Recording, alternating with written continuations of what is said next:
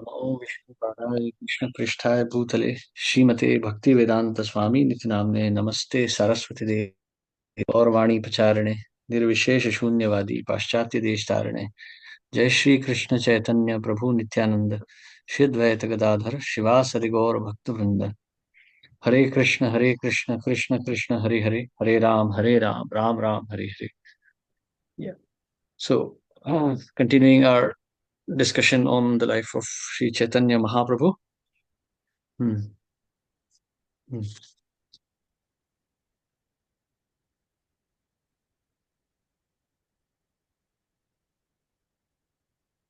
Hmm.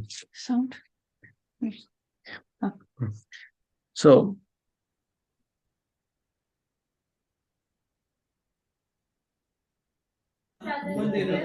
during house, yes, Prabhu. Yeah, you Hmm. remember the paragraph? I'm still doubtful, so I hope you Yeah, know. this is the one. This is the one. Yeah. We finished Jagai and Badai. Okay, bro. Yeah. During his householder life, the Lord did not display many of the miracles which are generally expected from such personalities, but he did once perform a wonderful miracle in the house of Srinivasa Thakur while Sankirtan was in full swing. He asked the devotees what they wanted to eat, and when he was informed that they wanted to eat mangoes, he asked for a seed from he asked for a seed of a mango. Although this fruit was out of season, when the seed was brought to him, he sowed it in the yard of Srinivas, and at once a creeper began to grow out of the seed. Within no time, the creeper became a full grown mango tree, heavy with more ripened fruits than the devotees could eat. The tree remained in Srinivasa's yard, and from then on, the devotees used to take as many mangoes from the tree as they wanted. The Lord had a very high estimation for the affections of the damsels of Brajabhumi, Vrindavan, for Krishna. And in appreciation of their unalloyed service to the Lord, once Sri Chaitanya Mahaprabhu chanted the holy name of the gopis, cowherd girls, instead of the names of the Lord. At this time, some of his students, who were also disciples, came to see him. And when they saw that the Lord was chanting the names of the gopis, they were astonished. Out of sheer foolishness, they asked the Lord why he was chanting the names of the gopis and advised him to chant the name of Krishna. The Lord, who was in ecstasy, was thus disturbed by these foolish students. He chastised them and chased them away. The students were almost the same age as the Lord, and thus they wrongly thought of the Lord as one of their peers. They held a meeting and resolved that they would attack the Lord if he dared to punish them again in such a manner. This incident provoked some malicious talks about the Lord on part of the general public. Hare Krishna. This is a very important point here. So, there's a very interesting verse that comes in Chaitanya Charitamrita. Srila Krishnadas Kaviraj Goswami says, Avatar nahi kahe ami avatar, lakshana jani muni karaha vichar. That the incarnations of the Lord actually never declare themselves to be the Lord. By their activities, the great sages can surmise that they are the Lord. Like, for example, Krishna, he performed miraculous activities, but still he never proclaimed himself the Lord. Only in very rare instances, like in the Bhagavad Gita, he says, I am the Lord. Or, in some very small incidents, he displayed though his activities could be perceived, one could see his activities and understand that this is actually a actually a great personality, the supreme personality, but still the Lord would never reveal himself. Actually, that's one of the reasons that Srila Prabhupada also explains that in the Bhagavad Gita, Krishna has explained about his powers, but Krishna has given a very basic explanation. Krishna has only explained what is bare minimum for Arjun to understand and worship. But Krishna has not explained his glories in Bhagavad Gita. Krishna just says, "What more can I say?" That with a mere fragment of my expansion, I can maintain all the worlds. But Krishna does not declare his glories in Bhagavad Gita. You do not hear of any pastimes of Krishna. You only hear about his powers, and that too, very basic. These descriptions come in Srimad Bhagavatam, which is not spoken by the Lord. Srimad Bhagavatam is a description given by the devotees of the Lord and compiled together by Srila Vyasadeva. So, a So this is a position that Lord himself never declares himself. Now, another thing here is the Lord was not just playing the role, I mean, he was not playing the role of Lord at all, but he was playing the role of an Acharya, Acharan, by one who leads by his own example. That was the position of Lord Chaitanya. So, Lord Chaitanya see, the thing is, like Srila Prabhupada also writes this, that don't behave in such a way that people will go away. Srila Prabhupada always used to say that our behavior should be so nice that people are attracted. Our philosophy should always remain pure. We should always speak the truth, but we should always speak in such a manner that people are attracted. Once, towards 1976-77, when Srila Prabhupada was leaving this world almost, one of the disciples of Prabhupada said, that Prabhupada, actually, we are in this movement because of you. We are so attracted to you that we just cannot leave. So Prabhupada laughed and he said, yes, that is my trick. I'm here to attract you to Krishna. So the Acharya's personality is always so attractive that people do not want to go away. Because in the Shastras it is written, Acharya Mam Vijaniyam, that the Acharya should be considered as good as me.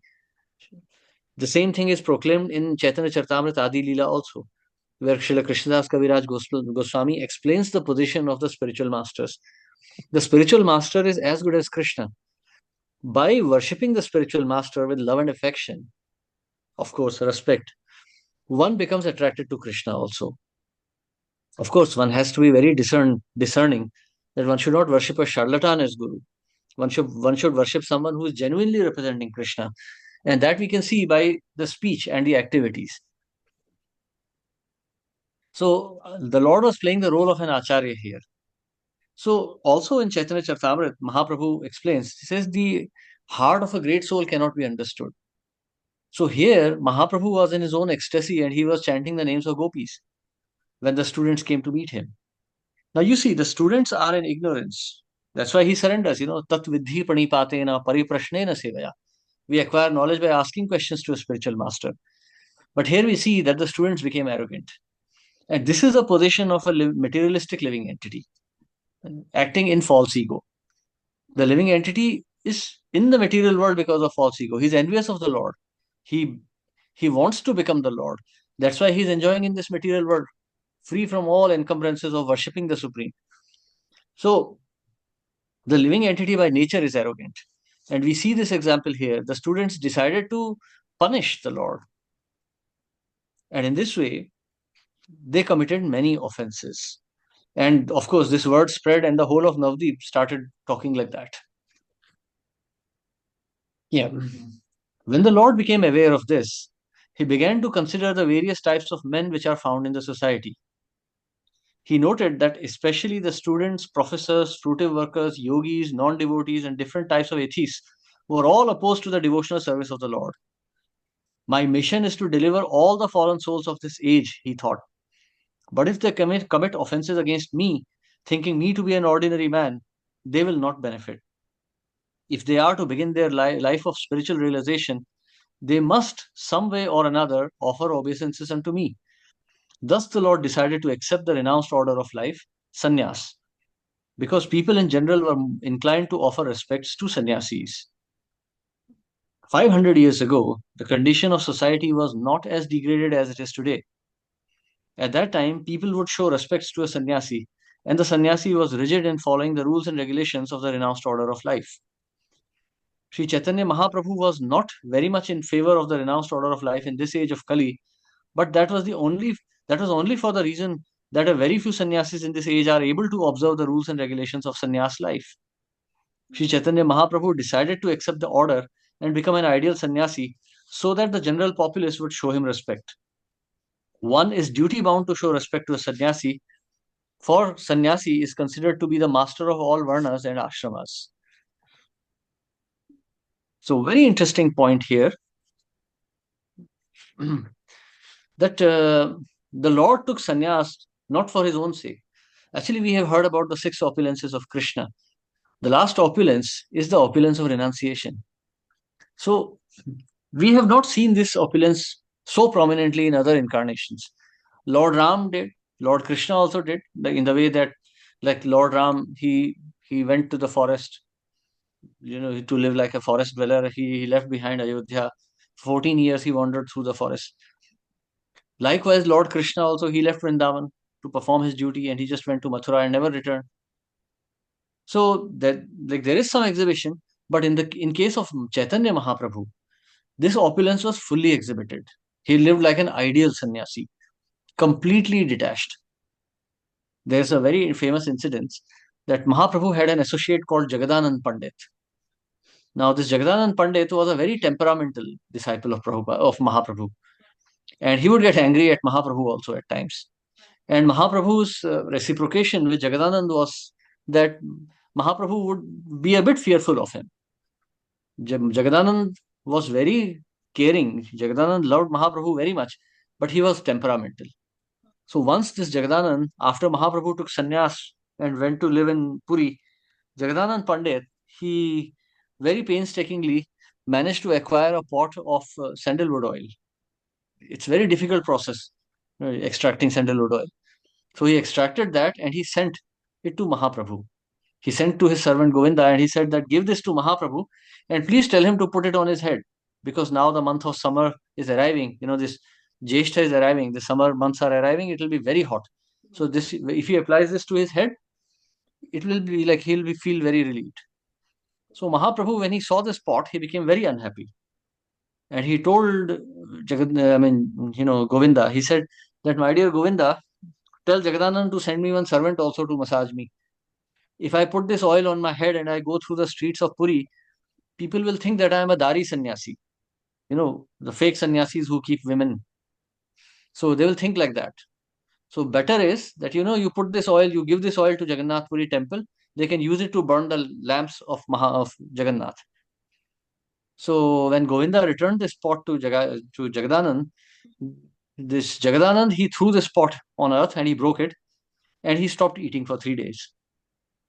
So this was Mahaprabhu's position. He was very strict. Even though this was like, as an etiquette, a sannyasi always accepts a gift. But in this case, Mahaprabhu refused. Otherwise, those who are following in his footsteps would commit such offenses.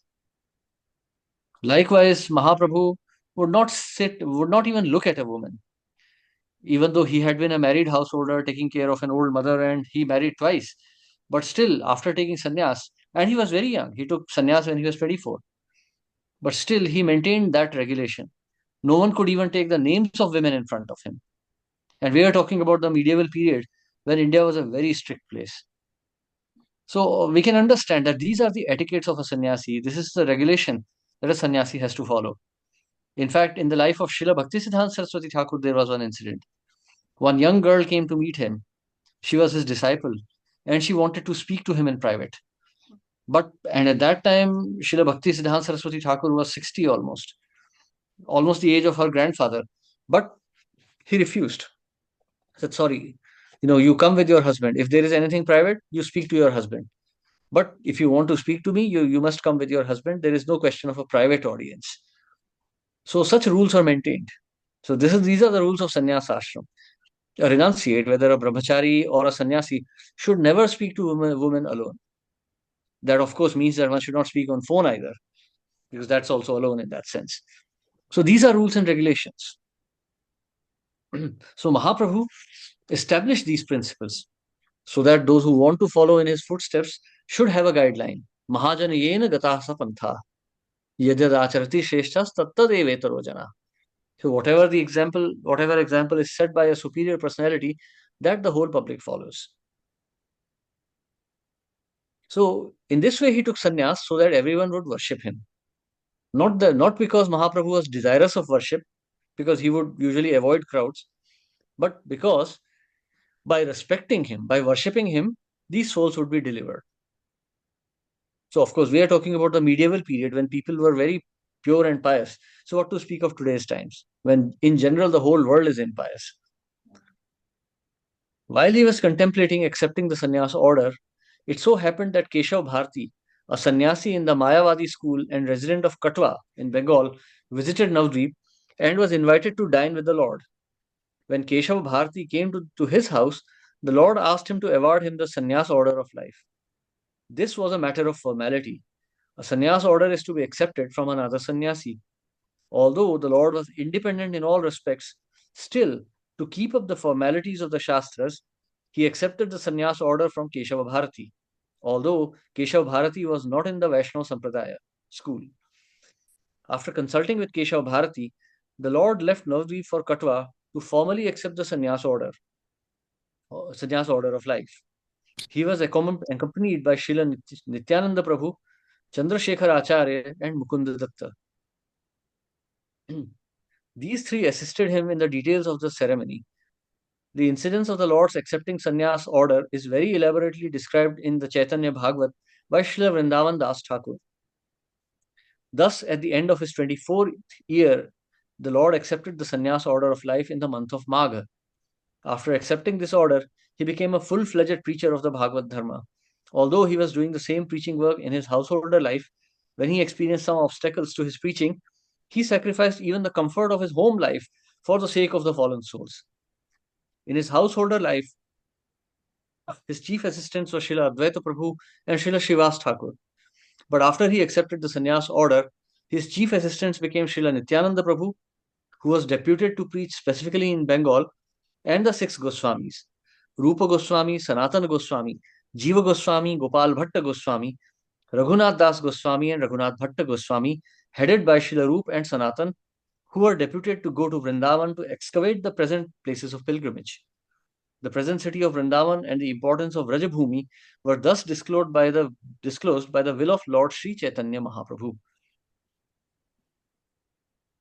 Okay, so now a very important point here, that Mahaprabhu did not take sannyas simply to be worshipped and to accept others, worship and to accept others' offerings. He took sannyas in order to preach the message of the Lord. Actually, when we start with the studies of Sri Chaitanya Charitamrita, we'll find these instances. His disciples, namely Srila Rupa and Sanatan Goswami, the six Goswamis, they were so strict in observing the rules of sannyas that they would not even sleep under a tree for more than 3 days. Mahaprabhu also, now this is a very notable point, a sannyasi never returns to his home or the city of his residence, and a sannyasi never meets his wife again. Sannyasi is forbidden to meet his wife again. We can see this from the life of Mahaprabhu. So Vishnupriya, Srimati Vishnupriya Devi, she was only 14 years when Mahaprabhu took sannyas, but Mahaprabhu never met her again. Shachi Mata also he met only once because he was strict. We're going to read this next. So Mahaprabhu, through his own example, showed how a preacher should be, an ideal preacher of Krishna consciousness. Of course, Mahaprabhu later on instructs himself in South India. He says, Kiba Vipra, Kiba Nyasi, Shudra Kene Nai, Jai Krishna Tattva Veta, Shai Guru Hai. And he also says, ग्रहे रही कृष्ण नाम निरंतर लाइबा चारे देखा तारे कहा कृष्णोपदेश आमारा आज्ञा है गुरु तारा है यही देश that you stay at home and you just chant. So when Kurma Brahmana wanted to leave his house, Mahaprabhu advised him. He said, "Aiche baat kabhu na kahibe. Grahe rahi Krishna aiche baat kabhu na kahiba. Grahe rahi Krishna naam nirantar laiba." Don't think of leaving this house. Because Kurma Brahmana wanted to leave the house because he was too troubled. But the Lord forbade him. He said, "No, don't leave the house. You are leaving the house because you are just feeling troubled here. So you just stay at home and you chant continuously," which was an indirect order to take sannyas anyway. That you stay at home and chant continuously. If you're chanting Krishna's names all the time, then whether you are a grahastha or a sannyasi doesn't make any difference. So Mahaprabhu instructed all of his disciples to continuously chant and preach. No thought, no time for materialistic activities. So the Lord, after accepting the sannyas order, at once wanted to start for Vrindavan. For 3 continual days, he traveled in the Radha Desh, places where the Ganges does not flow. This is the present day Bangladesh. He was in full ecstasy over the idea of going to Vrindavan. However, Srila Nityananda Prabhu diverted his path and brought him instead to the house of Advaita Prabhu in Shantipur. The Lord stayed at Sri Advaita Prabhu's house for a few days And knowing well that the Lord was leaving his hearth and home for good, Sri Advaita Prabhu sent his men to Navadvip to bring Mother Shachi to have a last meeting with her son. Some unscrupulous people say that Lord Chaitanya met his wife also after taking sannyas and offered her his wooden slipper for worship, but the authentic sources give no information about such a meeting. His mother sent him at the house of Advaita Prabhu, and when she saw her son in sannyas, she lamented. By way of compromise, she requested her son to make his headquarters in Puri so that she would easily be able to get information about him. The Lord granted this last desire of his beloved mother. After this incident, the Lord started for Puri, leaving all the residents of Navadvip in an ocean of lamentation over his son. Huh? Noko? Itu.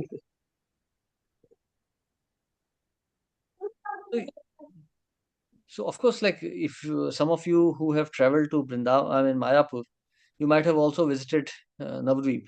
And there's a Shachi Devi temple in Navadvip near the Navadvip station.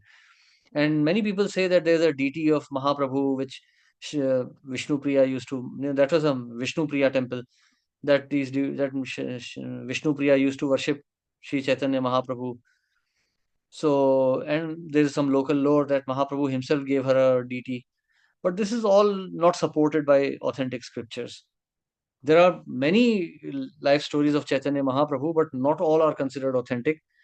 And especially for us Gaudiya Vaishnavas in the line of Srila Bhaktisiddhanta Saraswati Thakur, we specifically consider only Chaitanya Bhagavat and Chaitanya Charitamrita because other pastimes are not so accurate. And there are many kinds of fallacies included there.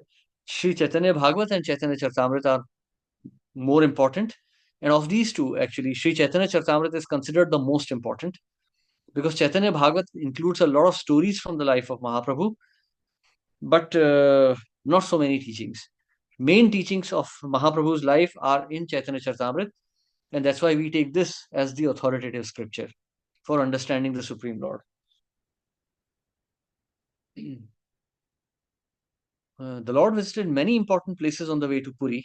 He visited the temple of Gopinath Ji, who had stolen condensed milk for his devotee Srila Madhavendra Puri.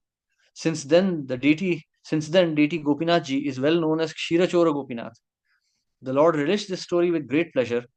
The propensity of stealing is there even in the absolute consciousness. But because this propensity is exhibited by the absolute, it loses its perverted nature and thus becomes worshipable even by Lord Chaitanya on the basis of the absolute consideration that the Lord and his stealing propensities are one and identical. This interesting story of Gopinathji is vividly explained in the Chaitanya Charitamrita by Krishnadas Kaviraj Goswami.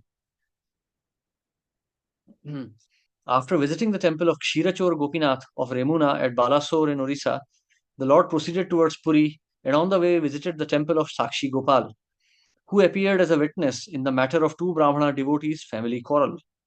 The Lord heard the story of Sakshi Gopal with great pleasure because he wanted to impress upon the atheists that the worshipable deities in the temples, approved by the great acharyas, are not idols, as alleged by men with a poor fund of knowledge. The deity in the temple is the Archa incarnation of the personality of Godhead, and thus the deity is identical with the Lord in all respects. He responds to the proportion of the devotee's affection for him. In the story of Sakshi Gopal, in which there was a family misunderstanding by two devotees of the Lord, in order to mitigate the turmoil, as well as to show specific favor to his servitors, traveled from Vrindavan to Vidyanagar, a village in Orissa, in the form of his Archa incarnation.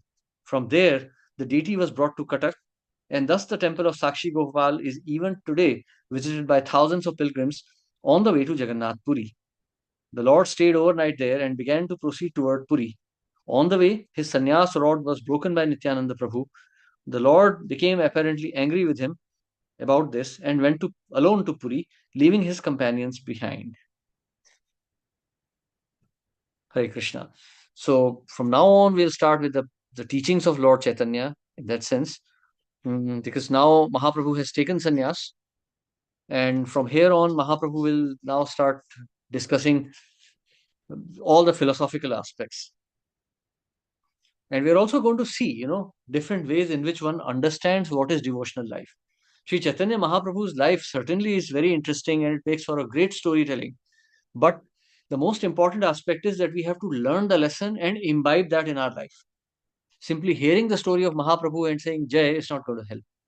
We have to purify our consciousness. We have to emulate the activities of Lord Chaitanya and purify ourselves.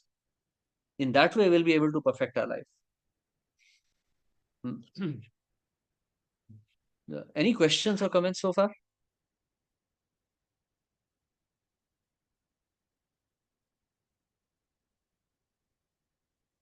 Okay, because now we're going to start with the next will be the pastimes of the Lord at Jagannath Puri. So far, today we have discussed about Mahaprabhu's reason for taking sannyas, his what he did after taking sannyas, what are the qualifications of a sannyasi, how Mahaprabhu dealt with people in general, and how Mahaprabhu traveled to Jagannath Puri. The story of Kshirchor Gopinath and Sakshi Gopal will take one day. We'll discuss those also one day.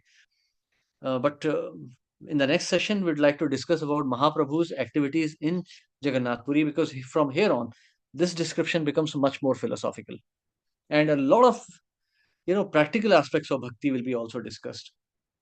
And just like I said in the beginning, also a lot of practical aspects of bhakti which we are going to see when we start with the first verse of Srimad Bhagavatam itself.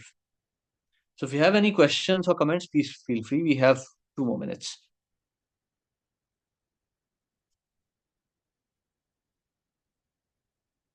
Okay.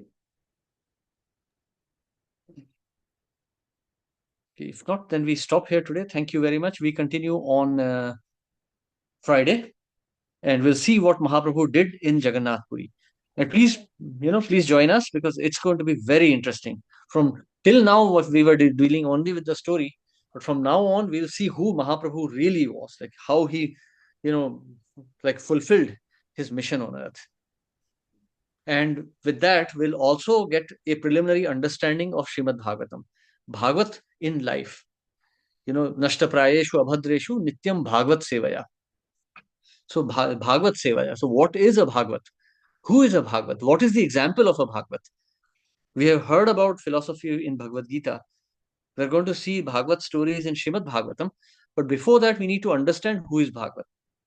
What we're going to see in the life of Chaitanya Mahaprabhu will be seen in the lives of great souls like Chitraketu Maharaj, Dhruv Maharaj, or many other devotees who are going to come, Ajamil, and all the other personalities.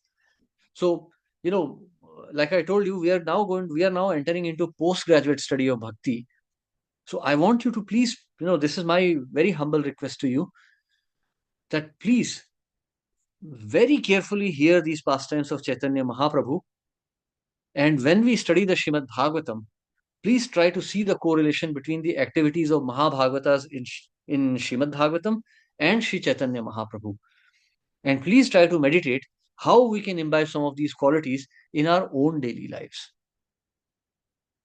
This is not going to be very easy, but it is going to be very interesting and very, very fulfilling if you pay very careful attention. Okay? So thank you very much, everyone. Hare Krishna. Srila Prabhupada ki jai. जय हरे Krishna Thank you. प्रभु धन्यवाद। Hare Krishna. Hare Krishna. Thank you so much, Prabhuji. Dandavat pranam. Hare Krishna. Dandavat pranam. Hare Krishna. Hare Krishna. Dandavat pranam. Hare Krishna. Hare Dandavat pranam. Krishna Mataji. प्रभु जी। कैसे हैं आप?